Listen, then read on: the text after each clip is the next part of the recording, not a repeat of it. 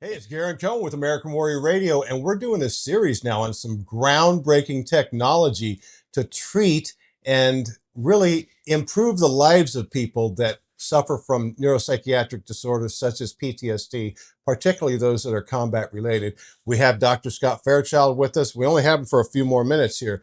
We're talking about TAC-STIM.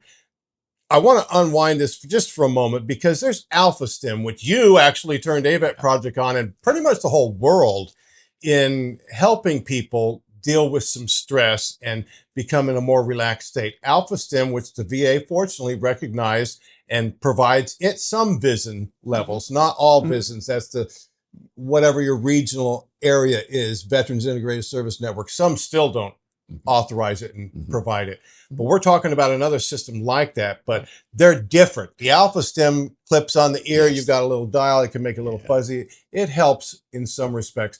This one here, let's just give a little sketch Very over. powerful, very powerful. And different wavelengths. They're different wavelengths. You got to think of it, you put the Alpha STEM on your ear, it provides a mild current and, adjusts the brain. But here you're accessing the vagus nerve, the vagal stimulator.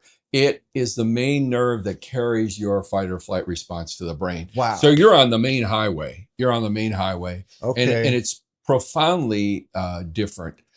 You can notice the difference in a very profound way. And listen, this man knows what he speaks about. He doesn't get behind any kind of technology or product unless he has personally, because he has issues, as do most of us veterans. He's personally saying this is an effective way to treat some. Not all, though. Correct. Not everybody's going to become responsive to this. Correct. So it may help. What do you think? 8 out of 10 people? So far, I've seen more like 9 out of 10. 9 out of 10. I've had one or two, a spouse tried it and she's like, I don't notice any difference. But Maybe probably he isn't affected in that she way. probably didn't have any underlying issues. Okay. And so, with the people we've used it at the clinic so far, at least 9 out of 10 in a very profound way.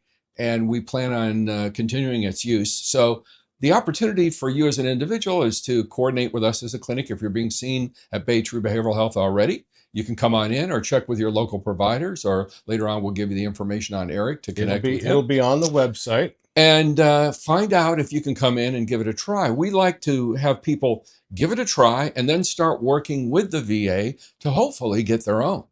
We noticed that if you're using it over a period of time, Dr. O'Leary pointed out that utilizing it over 3.5, 4 months. This is important.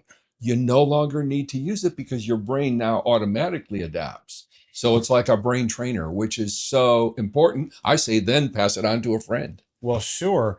And there's so many things we can get at, but one important topic that I know a lot of our viewers and listeners are going to be interested in, we're talking about some curative process, something that can actually reverse and smooth over the symptomatology assigned to PTSD. Let's say somebody gets a TAC-STIM and they've done it through Bay Tree Behavioral Health or whatever their clinic, wherever they are, and they see some real positive results. And maybe even, like you said, 3 months down the road, they don't even need to do the treatment. They have got a whole new way of living life where those intrusive thoughts and maybe even hallucination, all the signs and symptoms. Exactly. And now they're concerned that if I'm better, is the VA going to try and peel back my disability percentage for this disability? I can speak from a legal aspect regarding this, and I will in just a moment. But what do you think about that? It's so interesting that you should say that, Garen, because we've had exactly that question in our group. How is this going to affect my disability? Realizing that we have a multitude of different types of treatments, and realizing also that your disability compensation is there for what you experienced in the past experienced all these years. Right. So we're going to be able to help. We're going to be able to improve the quality of life. But at some level, just like I said early on in a previous episode, if you're somebody who has a cure, you've still got the diagnosis. Keep walking on down the street if you see somebody who's got a cure.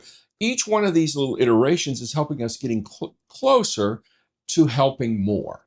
And so getting back to normality, to where your activities daily aren't affected by this overriding PTSD. The way I look at it is it's not, quote, curing. There is no such thing as a cure.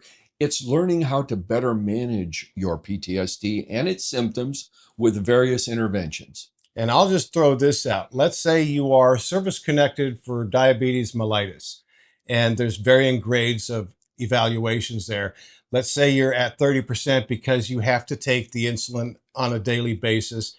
Just because you have the diagnosis and you're taking the insulin and your numbers come back into line does not mean your diabetes has gone away. That's It's right. still there, people. Yeah. You get off that, it's likely going to come back with a vengeance. Exactly.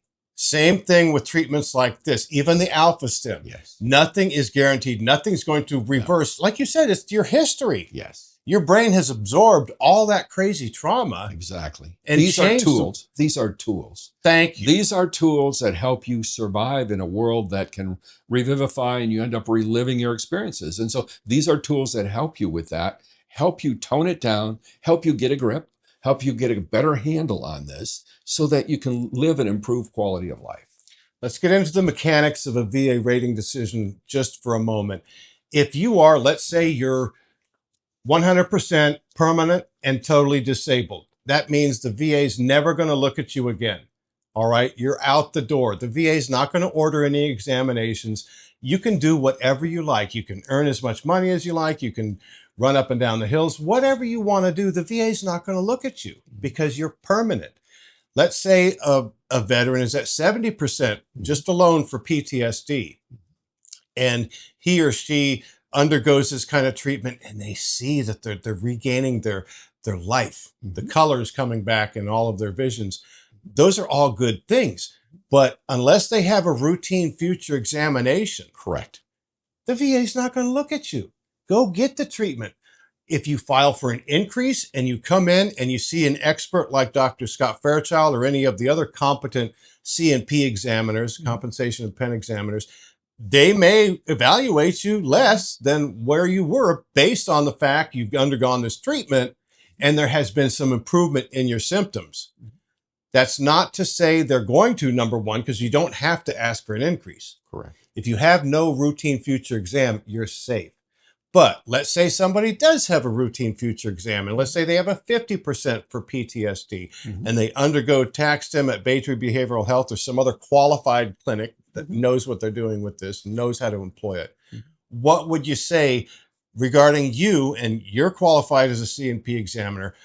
What are you going to do? Are you going to factor that in? That, okay, he was at 50 and now he's gone through this treatment and there's been some improvement. What do you do? What I do is I look at, how much improvement has there really been? The diagnosis is still there. I just had a nurse who was involved in combat call me the other day from up in Ohio. And she said, I really need your help. I've got my 100% disability with the VA. She said, I would like to go ahead and pursue Social Security disability, but they've denied me. And I explained to her, I said, well, you're young, you're 42. It's going to be a long climb up that hill. It's going to be very difficult to get. And I said, also, you want to have a purpose in your life. You don't want to just be sitting back and collecting these checks, and that can be deleterious to your mental health as well. So I actually encouraged her to get involved with the TAC-STIM, and also something we're going to talk about in the future, the ETMS, the transmagnetic stimulation. I looked it up. Again, another tool. Another tool. And I looked it up, ETMS Ohio, and there were 6 facilities in the state of Ohio. We connected her with one just down the block from where she lives. Sweet. So she's going to be able to get some help and be able to do a little bit better. While maintaining all of her current status with Exactly. the VA and maybe even approaching Social Security. Exactly. Okay, so I don't want people to be fearful of some new technology or treatment reversing the diagnosis. You're always going to have it. And when the question comes down to the bottom line, wellness, being mentally healthy and physically healthy is priceless. That's what we all want to be. We want to, the essence of PTSD is, when you experience trauma, you could have it stamped on your forehead. This essence of PTSD, I hear it from almost every person who's experienced it, is I want my old self back. But what's wrong with getting your old self back, or at least a portion thereof? Exactly. So these are treatments that are becoming available. Check out Baytree Behavioral Health, Dr. Scott Fairchild. He'll get you plugged into these if you're locally, or we'll have opportunities for you to find that information online. It's Garen Cohn with American Warrior Radio Show. Thanks for joining us. And don't forget, thank a vet.